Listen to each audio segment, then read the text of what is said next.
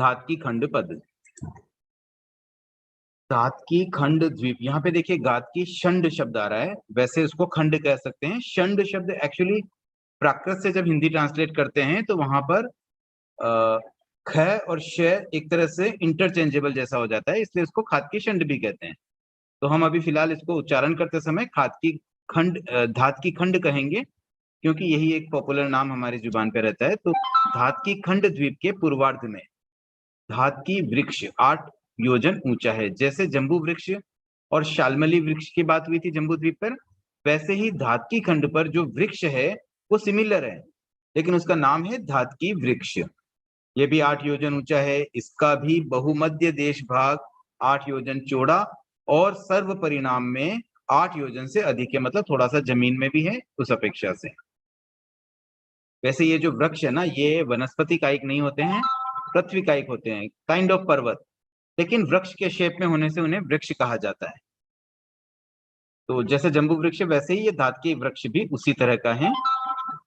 उसके बाद यही बात धात की खंड के पूर्वार्ध में धात की वृक्ष से लेकर मंदिर चुलिका तक, मतलब जो बातें इससे पूर्व हमने कल जम्बू द्वीप के बारे में पढ़ी थी वे सारी सारी चीजें एज इट इज धात की खंड में भी होती है।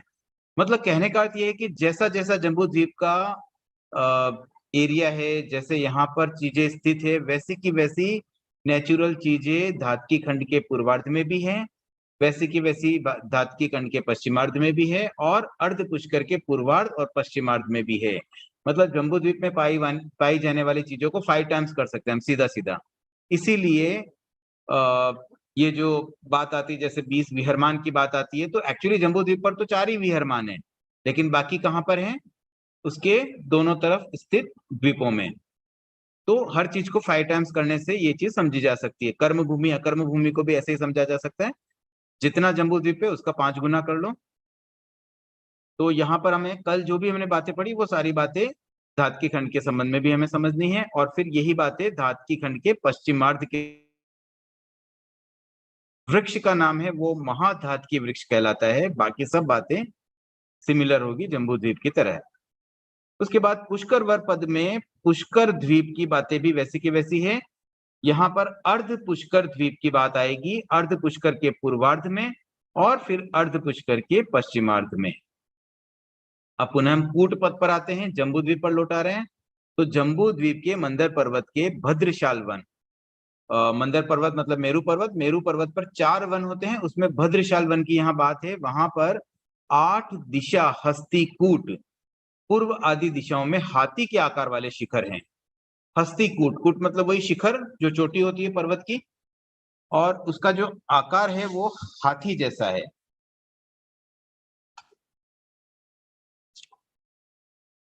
तो उनके नाम यहाँ दिए गए हैं। भद्रशाल वन में स्थित जो 8 दिशा हस्तिकूट है, मतलब 8 दिशाओं में, उनके नाम है पद्मोत्तर, नीलवान, सुहस्ती, अंजनगिरी, कुमुक, पलाश, अवतंसक और रोचनगिरी। इन सब का शेप कैसा है? हाथी के जैसा। इसके बाद है जगती पर। जम्बू द्वीप की जगती, जगती किसको बोलते हैं? जो द्वीप की बॉर्डर होती है, बाहर एक बॉर्डर रहती है, उसकी हाइट 8 योजन है और बहुमध्य देश भाग में 8 योजन चौड़ी है। ठीक है, तो चौड़ाई 8 योजन है मैक्सिमम जगह पर, और हाइट है 8 योजन।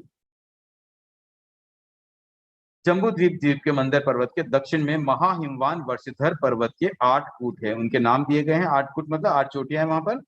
सिद्ध, महाहिमवान, हिमवान, रोहित, रिकुट, हरिकांत, हरिवर्ष और वेडुर्य। तो ये जो 8 है ये चोटियां महाहिमवान पर्वत की। और फिर सिमिलरली रुक्मी पर्वत पर भी ऐसे ही 8, ये रुक्मी पर्वत उत्तर में है, महाहिमवान दक्षिण में है। उसकी 8 चोटियां, 8 कूट कौन से हैं? सिद्ध, रुक्मी, रम्यक, नरकांत, बुद्धि, रूप्यकूट, हिरण्यवत और मणिकांचन। फिर पूर्व में रुचक वर पर्वत के भी 8 कूट है।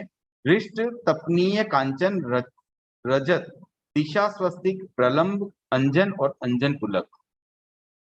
अब उसके आगे ये बात आती है कि वहां पर महान रिद्धि वाली यावत एक पल्योपम की स्थिति वाली दिशा कुमारी महत्तरिकाएं रहती हैं। दिशा कुमारी, दिक कुमार जो भवनपति देव होते हैं ना, उनकी देवियां दिक कुमारियां कहलाती है। दिशा कुमारी कह दो, दिक कुमारी कह दो।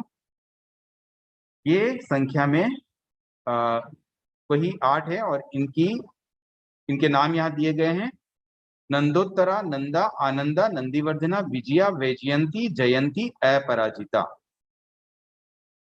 इसके बाद है जम्बू द्वीप, द्वीप के मंदर पर्वत के दक्षिण में रुचकवर पर्वत, ये 8 कूट हैं। तो ये 8 कूट कौन से हैं? कनक, कांचन, पद्म, नलिन, शशि, दिवाकर, वैश्रमण और वैडूर्य। अब यहाँ पर भी एक पल्योपम स्थिति वाली 8 दिक्कुमारियां रहती हैं। दिक्कुमारी महत्तरिकाएं रहती हैं। समाहारा, सुप्रतिज्ञा, सुप्रबुद्धा, यशोधरा, लक्ष्मीवती, शेषवती, चित्रगुप्ता और वसुंधरा। उसके बाद मंदर पर्वत के पश्चिम में जो रुचकवर पर्वत है वहां पर भी 8 कूट है। स्वस्तिक, अमोह, हिमवान, मंदर, रुचक, रुचकोत्तम, चंद्र और सुदर्शन। और वहां भी 8 दिक्कुमारियां रहती है। उनके नाम है इला देवी, सुरा देवी, पृथ्वी, पद्मावती, एकनासा, नवमिका, सीता और भद्रा।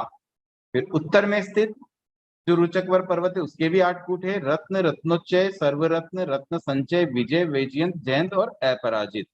और वहां भी 8 दिक्कुमारियां रहती हैं। उनके नाम अलम्बुषा, मिश्रकेशी, पौंडरिकी, वारुणी, आशा, सर्वगा, श्री और री। इसके बाद है महत्तरिका पद। अधोलोक में रहने वाली दिशा कुमारियों की महत्तरिकाएं 8 है। उनके नाम है भोगंकरा, भोगवती, सुभोगा, भोगमालिनी, सुवत्सा, वत्समित्रा, वारीशेणा और बलाहका। इसके बाद है ऊंचे लोक में रहने वाली जो दिक्कुमारियां हैं उनकी 8 महत्तरिकाओं के नाम है मेघंकरा, मेघवती, सुमेघा, मेघमालिनी, कोयधारा, विचित्रा, पुष्पमाला, अनिंदिता। अब देखिए हमने बहुत सारे नाम का भी उच्चारण किया, बट याद रखना थोड़ा कठिन हो सकता है। बट इतना ध्यान रहे कि आगम में, ठाणम आगम में 8वें चैप्टर में इनके नाम उपलब्ध हैं। तो कभी हमें कोई जानकारी करनी हो, कभी कोई और डिटेल जाननी हो, तो एटलीस्ट हम इस चैप्टर में जंप करके देख सकते हैं। कम से कम इतना ध्यान रखें कि इस चैप्टर में क्या क्या बातें आई हुई, हर एक चैप्टर में कौन कौन सी बातें आई है, उनको थोड़ा सा हम ध्यान रखने का प्रयास करें तो हमारे लिए ठाणम पढ़ना एक अपेक्षा से इस तरह से अच्छा हो जाए कि एटलीस्ट हमें जानकारी हो जाए कि कहाँ पर क्या है। तो जब कभी जरूरत पड़े तो हम पुनः पीडीएफ खोल के या आगम खोल के उसमें गो थ्रू करेंगे, देखेंगे तो पुनः सारी बातें सामने आ सकती हैं। उसके बाद है 8 कल्प देव। कल्प मतलब देवलोक। कौन से देवलोक? जहां पर कल्प व्यवस्था होती है, स्वामी सेवक वाला संबंध। वो जो कल्प है उनमें 8 कल्प तिर्यक, मिश्रोपपन्नक मतलब तिर्यंच और मनुष्य दोनों के उत्पन्न होने योग्य है। कौन सी है वो? सोधर्म, ईशान, सनत कुमार, महेंद्र, ब्रह्म, लांतक, महाशुक्र और सहस्रार। ये 8 कल्प जो प्रथम 8 देवलोक है वैमानिक देवों में, उनका नाम यहाँ पर आया है। और फिर उनके 8 इंद्रों के नाम भी आए हैं, शक्र, ईशान, सनत कुमार, महेंद्र, ब्रह्म, दांतक, महाशुक्र और सहस्रार।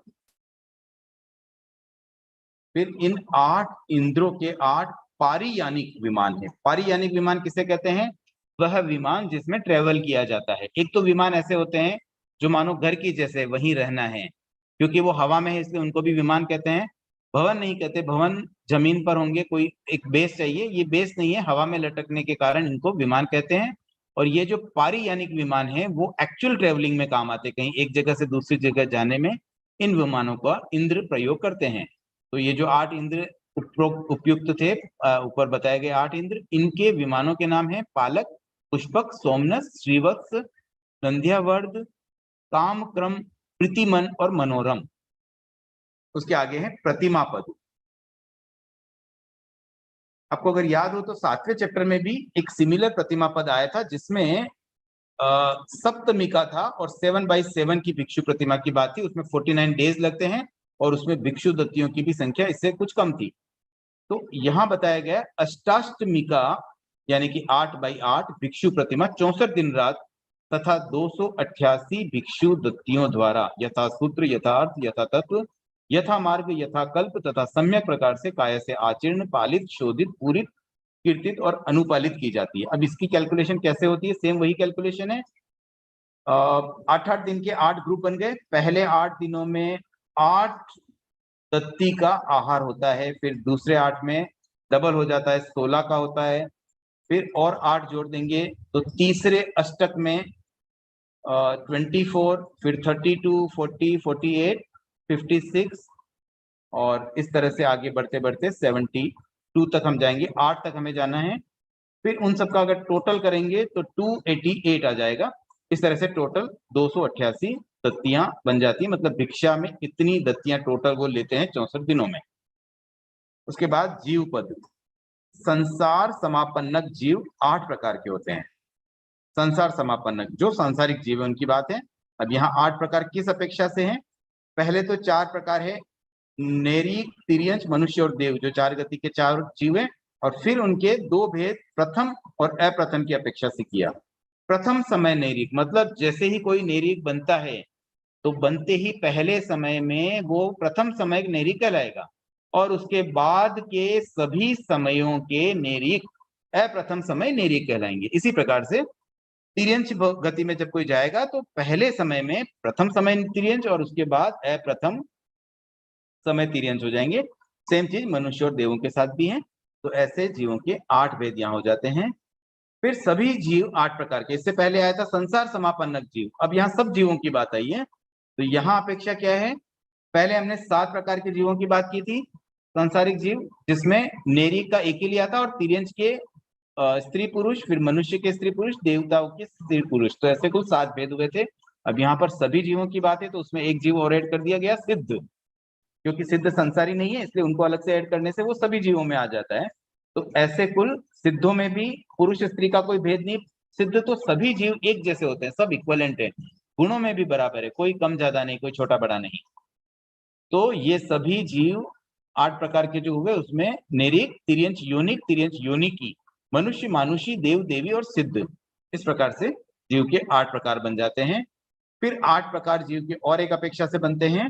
ज्ञान की अपेक्षा से अभिनिबोधिक ज्ञानी यानी मति ज्ञानी, फिर श्रुत ज्ञानी, अवधि ज्ञानी, मनःपरिव ज्ञानी, केवल ज्ञानी, मतलब 5 ज्ञान के आधार पर 5 भेद, और फिर 3 अज्ञान के आधार पर मति अज्ञानी, श्रुत ज्ञानी और विभंग ज्ञानी, ऐसे कुल 8 भेद हो गए।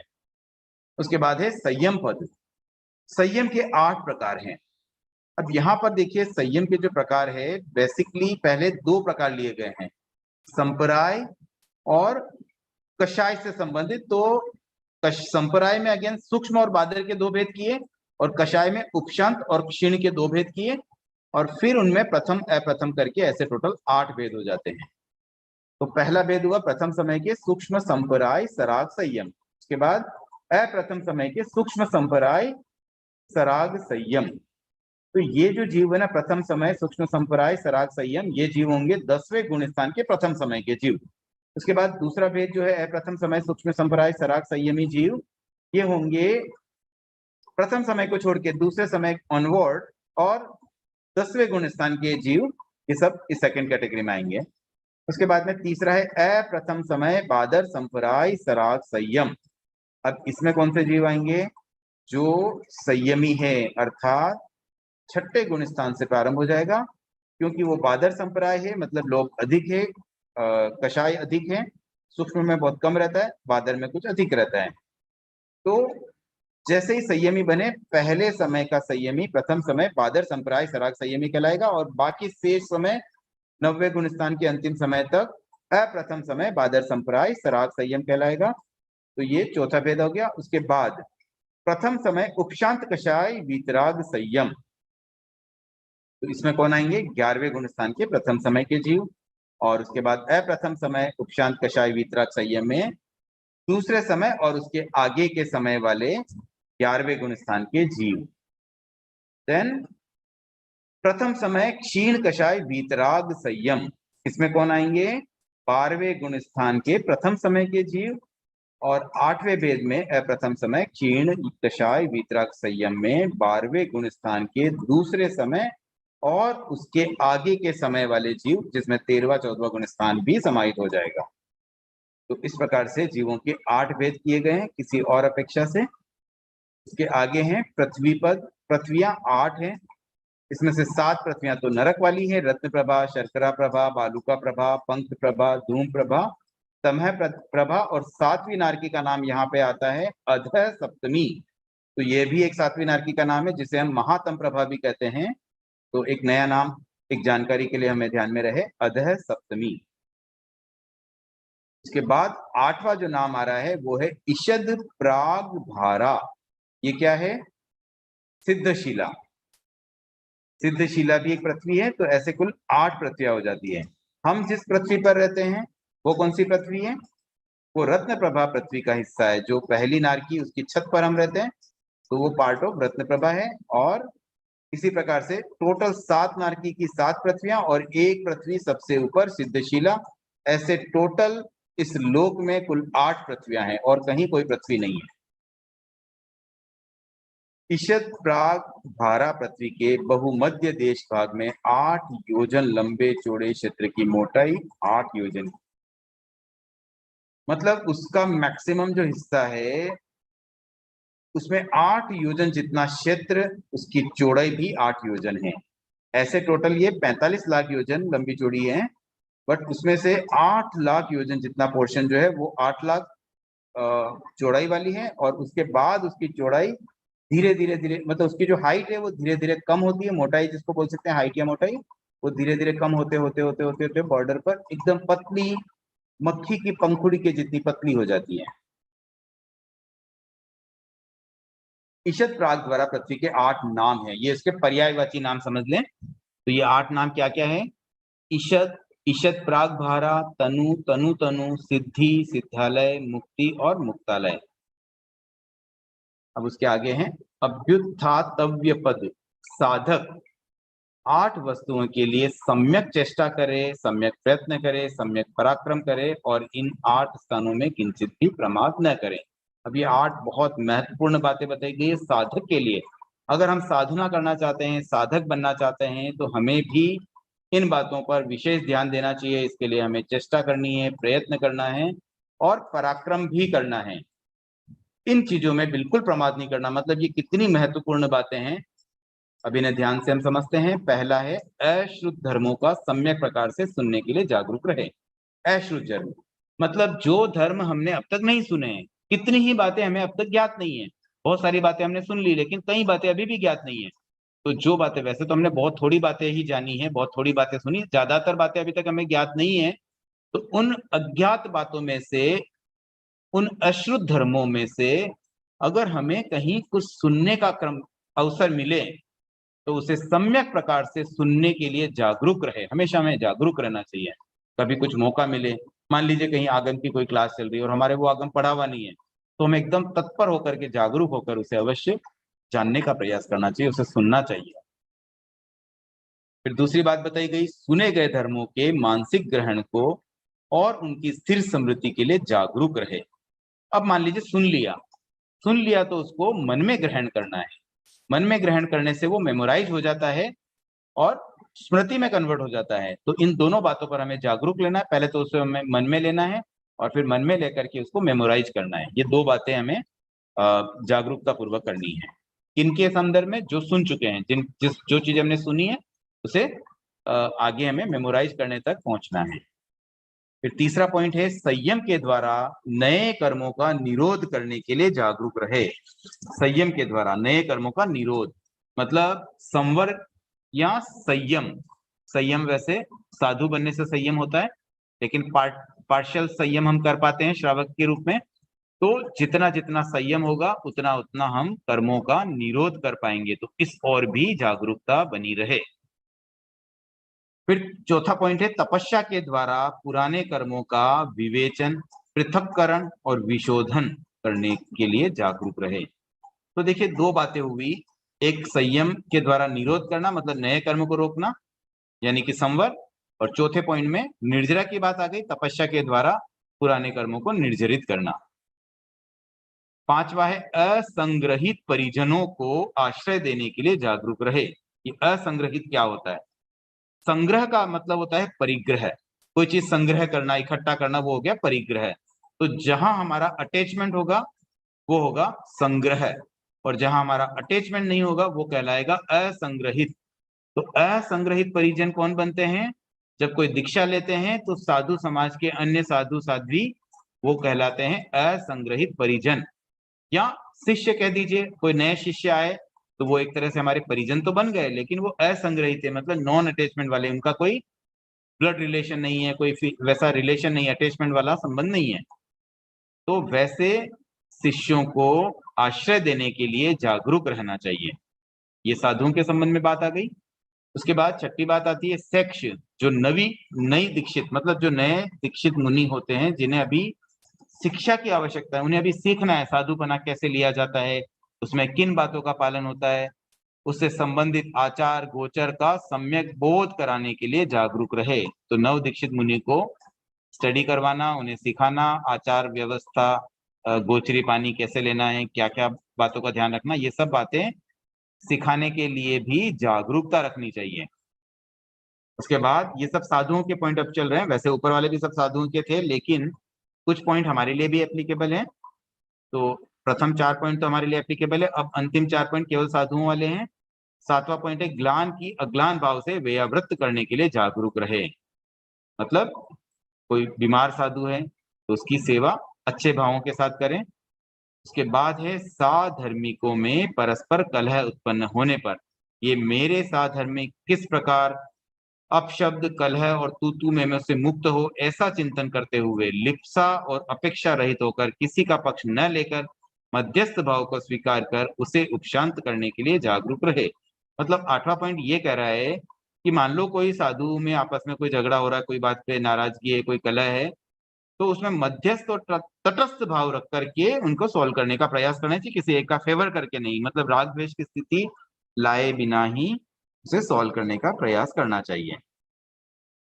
उसके बाद है महाशुक्र और सहस्रार कल्पों में जो विमान है उनकी हाइट है 800 योजन।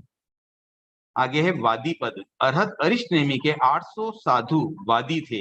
इसके बारे में पहले भी आया हुआ है। ये वादी साधु इतने स्ट्रॉन्ग लॉजिकल बात कर पाते थे कि किसी से हारते नहीं थे, किसी को भी वो परास्त कर सकते थे। तो ये उनकी उत्कृष्ट वादी संपदा है, मतलब मैक्सिमम 800 तक ये संख्या गई थी, कभी कम भी रहे होंगे। उसके बाद है 114 नंबर का सूत्र, केवली समुद्गात पद।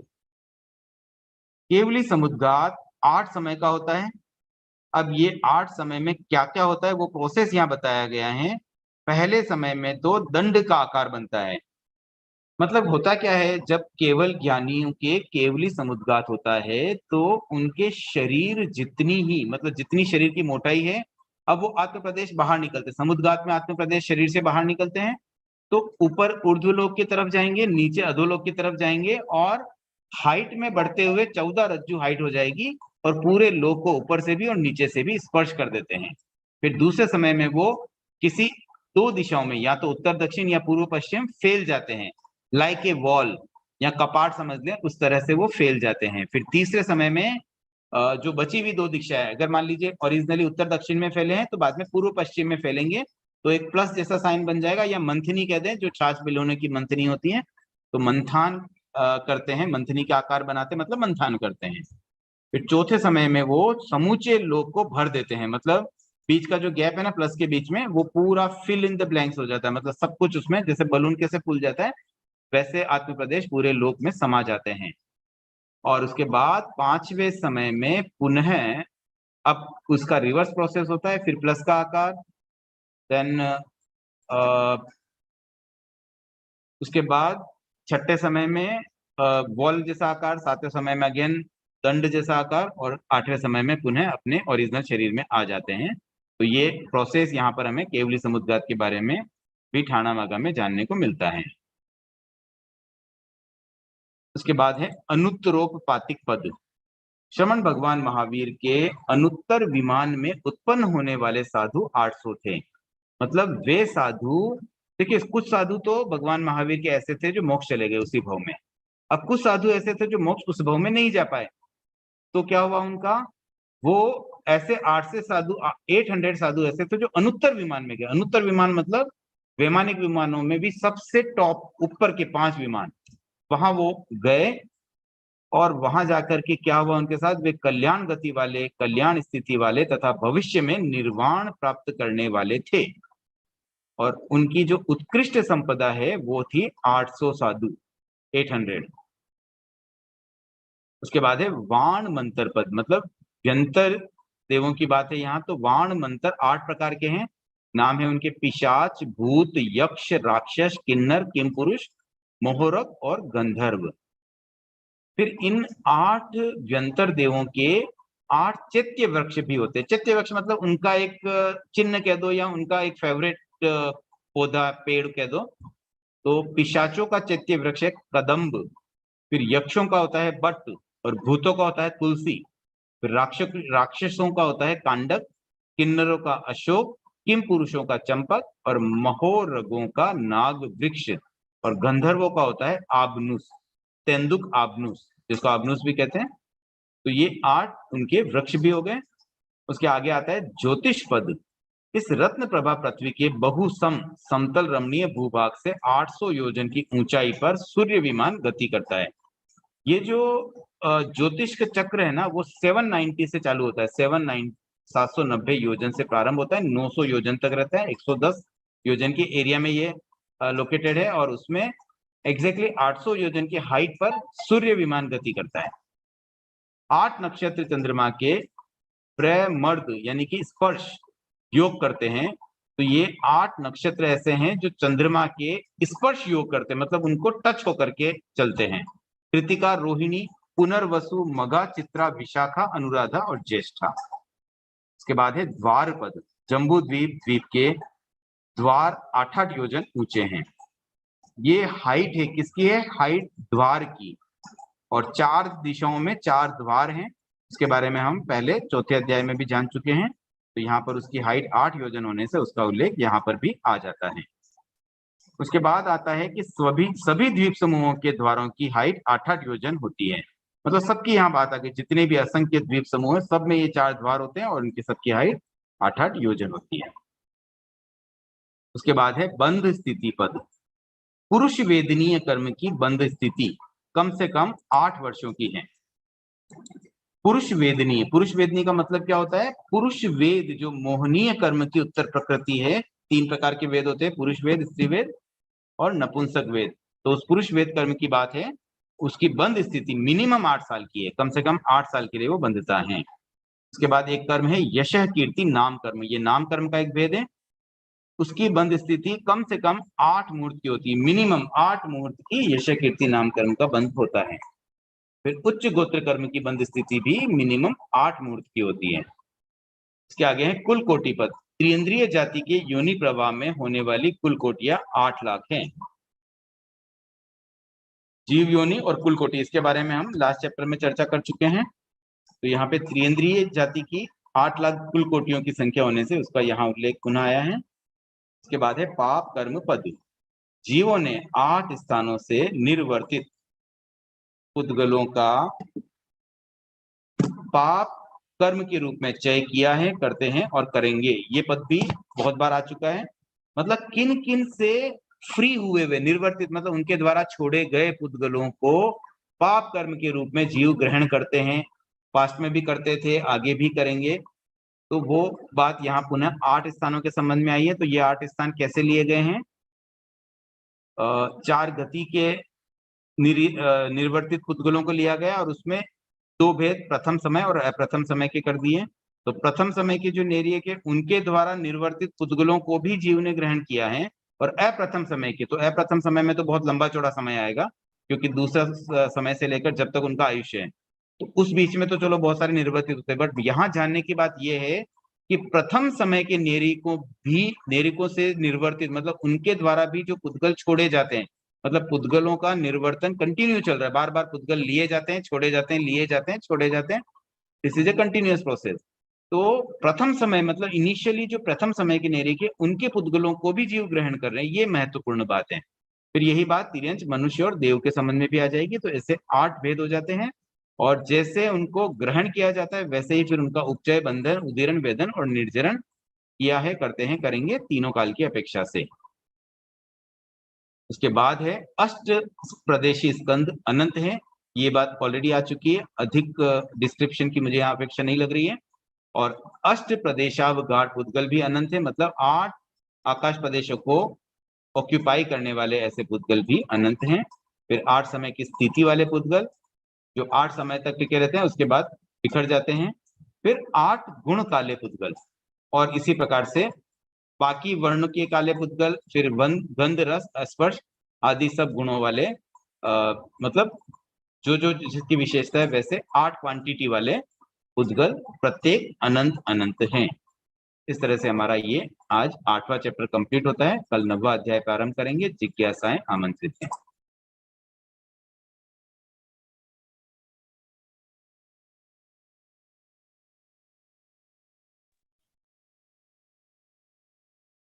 जय जय। 126 वाला है ना, जो नैरिक प्रथम समय में नैरिक निवृत्ति, जो वो पुद्गल नैरिक ही ग्रहण कर रहे हैं या हर जीव ग्रहण कर रहा है? हर जीव ग्रहण करते हैं। नैरिकों द्वारा छोड़े गए प्रथम समय के जो नैरिक ने पुद्गल छोड़े ना, क्योंकि वो कितने हो जाते हैं, हर नैरिक का प्रथम समय आया था, जितने नरक में गए आज तक, तो उन सब की काउंटिंग करेंगे हम, और उनके द्वारा छोड़े गए पुद्गलों को सभी जीवों ने ग्रहण किया है। मतलब पास्ट में कर चुके हैं, अभी भी कर रहे हैं और आगे भी करेंगे। और कैसे होता है, हम भी ग्रहण कर रहे हैं क्या अभी भी? हाँ, हम भी ग्रहण करते। देखो क्या होता है ना, पुद्गलों का कॉन्सेप्ट कैसा है, हम पुद्गलों को ग्रहण करते हैं फिर छोड़ देते हैं, तो वो पुद्गल अगेन एनवायरमेंट में, आकाश में चले जाते हैं और फिर बिखर जाते हैं। उनका प्रोसेस चलता रहता है और फिर कोई और जीव उनको ग्रहण कर लेता है। उनका रूप भी बदलता रहता है, उनकी परमाणु टूटते, बिखरते, जुड़ते, आपस में टकरा करके वो सारा प्रोसेस होता रहता है। और फाइनली वही परमाणु, वही पुद्गल किसी न किसी रूप में अगेन कोई और जीव ग्रहण कर लेता है। तो ये कंटिन्यूस प्रोसेस चलता रहता है। इसमें कोई एग्जाम्पल है क्या? देखो जैसे एग्जाम्पल में ऐसा ले लीजिए, जैसे हम श्वास लेते हैं तो श्वास में भी हमें कोई पुद्गल लेने होते हैं, या हम जब शरीर का निर्माण करते हैं तो शरीर भी किसी पुद्गलों से बनता है, या हम जो आहार लेते हैं, रोम आहार में भी कोई पुद्गल हमें आ रहे हैं, ओज आहार लेते हैं उसमें भी कोई पुद्गलों को ग्रहण करते हैं। तो ये पुद्गल कौन से होते हैं? पुद्गल कोई ना कोई वर्गणा होती है। हम 8 प्रकार की वर्गणाओं को ग्रहण कर सकते हैं। और ये 8 प्रकार की वर्गणाएं कैसे बनती है? पुद्गलों का एक प्रोसेस होता है। पुद्गल आपस में टकरा करके बिखर भी जाते हैं, जुड़ भी जाते हैं, उनका रूप बदलता रहता है। तो इस तरह से कोई भी वर्गणा का उदाहरण में ले सकते हैं। जैसे मान लीजिए श्वासोच्छ्वास वर्गणा ले ली, तो श्वास के जो पुद्गल है वो कहीं ना कहीं से तो आए हैं ना, तो कोई ना कोई नारकी के जीवों ने उन पुद्गलों को कभी छोड़ा होगा, क्योंकि पुद्गल भी संख्या में जितने हैं उतने ही हैं। नए पुद्गल पैदा नहीं होते हैं। जैसे नए जीव पैदा नहीं होते, वैसे ही नए पुद्गल भी पैदा नहीं होते, उन्हीं का रूपांतरण होता रहता है। ये देव, नरक और नरक, तिर्यंच और मनुष्य का ही है, देव का नहीं है ना? नहीं है ना, देव का भी 8 है ना। चारों गतियों के जीवों के निर्वर्तित पुद्गलों की बात यहाँ आती है, प्रथम समय और अप्रथम समय, ऐसे 8 भेद होते हैं। नैरिक, तिर्यंच और मनुष्य निर्वर्तित, हाँ देव का भी है 7वां। देव का उसमें उल्लेख नहीं दिख रहा है क्या? है 7वां 8वां देव का है। हाँ बस हो गए ना 8 भेद, इसीलिए आए हैं। उनका उपचय, बंधन, उदीरन, वेदन। उपचय बंधन, बंधन होता है, उदीरन वेदन। देखिए ये ना कर्म की जो अवस्थाएं होती है ना, एक बार सबसे पहले ग्रहण किया, फिर ग्रहण करने के बाद में आगे उसका जो भी प्रोसेस है। अब यहाँ पर तो वैसे पाप कर्म की बात है, तो सीधी बात यही है कि जो हम कर्म ग्रहण कर रहे हैं उन कर्मों की यहाँ पे बात आ रही है। तो ये जो कर्म पुद्गल है ना, वो भी किसी न किसी द्वारा छोड़े हुए हैं।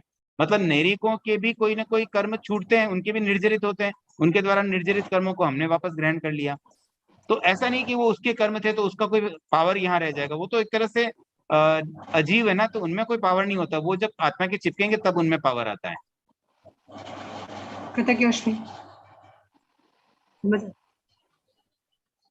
हाँ बबीता जी। तो वो जो पुरुष वेद की कर्म स्थिति के बारे में आया था ना, वो समझ में नहीं आया। 8 ये साल वेदनीय, यहाँ पे वेदनीय शब्द आया ना, इसलिए आप कंफ्यूज हो रहे हो। आप इसको ना पुरुष वेद कर लीजिए, खाली नीय को हटा दीजिए। तो ये पुरुष वेद कर्म की बात आ रही है। तो वो मिनिमम 8 वेदनीय इयर्स का कर्म जो होते हैं मतलब। ना, वो साता वेदनीय, असाता वेदनीय होते हैं, वो अलग हाँ हाँ। कैटेगरी है। अभी यहाँ पे मोहनीय कर्म की बात करते हैं। मोहनीय कर्म में 2 टाइप के कर्म होते हैं। उसमें एक है दर्शन मोहनीय, दूसरा चारित्र मोहनीय। चरित्र मोहनीय में कषाय और नो कषाय, नो कषायों में पुरुष वेद, स्त्री वेद और नपुंसक वेद होते हैं। तो नपुंसक उस वेद पुरुष है, वेद हाँ। कर्म की बात है ये। तो ये मिनिमम 8 इयर्स का मतलब क्या है सर? कैसे आई थी वो, समझ में नहीं आया। मतलब उसकी स्थिति बताई गई है, कम से कम 8 साल की स्थिति रहती है कोई भी पुरुष वेद कर्म की, लेकिन उसको बाद में अपवर्तन पॉसिबल है। इनिशियली बंधन के समय मिनिमम 8 साल है। ओके ओके ओके सर, कृतज्ञ। तो लगभग हमारी जिज्ञासाएं भी आज समाधान हो गई है, और अब हम कल से 9वां अध्याय प्रारंभ करेंगे। कल भी समय यही रहेगा जो आज हुआ था, 8 से 8 to 8:30, और उसके बाद एक दिन का गैप है, परसों थर्सडे को कोई क्लास नहीं, और फ्राइडे को अगेन रेगुलर टाइम रहेगा जो पहले होता था 8:55 to 9:30। कविता जी ने हैंड रेज किया है, तो एक और कोई जिज्ञासा है तो एक बार आप पूछ लीजिए, समय तो वैसे हो गया है। कूट का मतलब क्या है? कूट कूट का मतलब होता है चोटी, पर्वत के ऊपर जो शिखर होता है ना, एक चोटी जैसी रहती है ऊपर की तरफ, लास्ट में हाइट हाँ। पे, उसे कूट कहते हैं। कृतज्ञ। कंचन जी आप भी पूछ लीजिए। मैं ये पूछ रही थी कि सभी परमाधार्मिक देव कौन सा नरक तक कष्ट देते हैं? थोड़ा सा अलग है क्वेश्चन। प्रथम 3 नरक तक, उसके बाद में आपस में ही होता है। उसके बाद में उनको कौन कष्ट देता है? अपने आपस में ही देखो कष्ट होता है क्या? 3 तरह के कष्ट होते हैं नारकी के जीवों के। एक क्षेत्र जो जहां वो रहते हैं उस क्षेत्रगत कष्ट, जैसे वहां बहुत गर्मी है, बहुत ठंड है, जो भी वहां की परिस्थितियां उसके अनुसार। एक होते हैं आपसी झगड़ों से जो कष्ट होता है वो, और तीसरा इन देवताओं के द्वारा दिए गए। तो बाकी 2 तरह के कष्ट नीचे के लोग, नीचे की नारकी में भी होते हैं। ऊपर की 3 नारकी में तीनों तरह के कष्ट होते हैं। मतलब ऊपर की 3 नारकी में खाली ये देते हैं क्या परमाधार्मिक देव? जी